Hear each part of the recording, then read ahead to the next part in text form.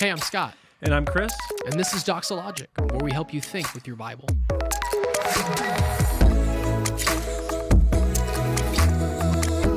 Why do we celebrate Advent, but we don't necessarily track with the rest of the year of church calendar events? And someone else was wondering, what is Epiphany? Why do some churches celebrate it?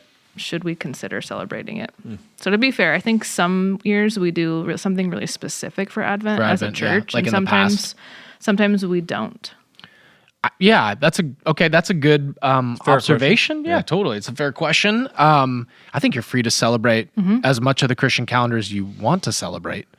I think the reason behind not celebrating the other portions probably has to do more with the fact that culturally, the Christmas and in particular Easter are the holidays that kind of pop in that way, and it's worked out in such a way where, because there is such a need with that dynamic of, man, every year you're doing something Christmas related, to be as creative as you can, whereas the rest of the sermons throughout the year can follow just, whatever the next verses are in a book of the Bible and that kind of thing. So I think it's provided a kind of freedom to do Advent, but there'd be nothing I wouldn't have a problem with.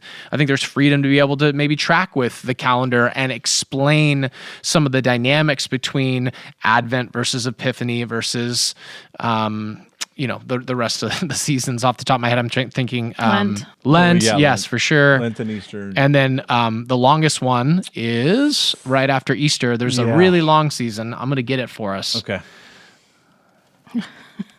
Do you have anything to add while he's looking? Yeah, right. We're going to find it. I growing up in a church that celebrated Advent as was really the only marked kind of season that we would celebrate. I did always love the fact that one of the things, and this is cultural as well, is for a church to mark that time, given our culture gets into the holiday, I do the air quotes, holiday season, basically before Thanksgiving, let's just say right after Thanksgiving, leading up to Christmas, there is there is a desire many churches have, which I think is good, to basically capitalize on what is still culturally a time when many people recognize that this is a Christian holiday. Oftentimes they try to scrub it, and yet they still play the instrumental throughout Macy's of Joy to the World, right? Or whatever it is, where you're like, you're not entirely running away from Christmas, even though you just call it holidays. And to say that as a church, we're going to mark 4 or 5 weeks, maybe with lighting candles, maybe with the entire service devoted to it, or maybe just marked by songs and marked by sermons that would really relate to that. Scott, we've probably done 4 or 5 sermon series where we break from what we're doing and we do a 4, maybe 5 week sermon series culminating with Christmas Eve or something, right? So it's a value culturally, and I would say it's not something that we have to also feel bound to or hypocritical in if we don't mark Epiphany and mark Lent like we might Advent. Yeah, so so it's Advent, Christmas, there's some ordinary time, Epiphany, Lent, Easter, Pentecost, and then the ordinary time, which is the vast majority of the year. And so not named for any way, but just the regular repetition of Lord's Day Sundays and those kind of things that are built into that. All fascinating stuff, all interesting to learn about. Stay tuned. Maybe we'll, in the future, maybe we'll interact with some of this a bit more and have this embedded into a season or a calendar or whatever. Some of it is just, it's not, first of all, it's not in the Bible to do it, right? Like, you should be doing this, right? There's freedom, I think, to choose to incorporate this to some degree. And just get at the essence of how this focuses on basically the big building blocks of the gospel, essentially, which is, I think a good thing. But this is also, it depends on what your background is. How familiar are you with, working through some of this stuff? It would be more to play off these ideas and then to incorporate. It starts to get very topical when you preach as well.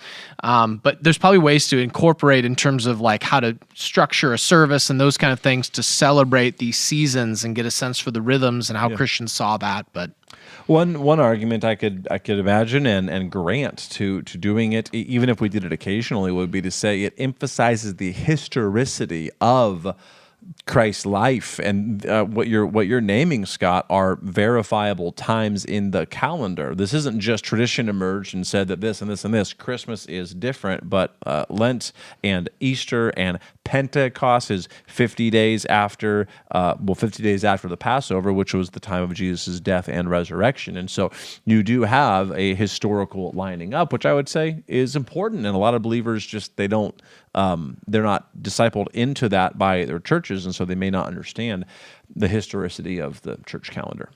So it has some value, but it's not been something that we hold to as a thou shalt. Cool. Thank you, guys. You've been listening to Doxalogic, a podcast by Doxa Church in Rockland, California. To learn more, visit us online at doxa.church.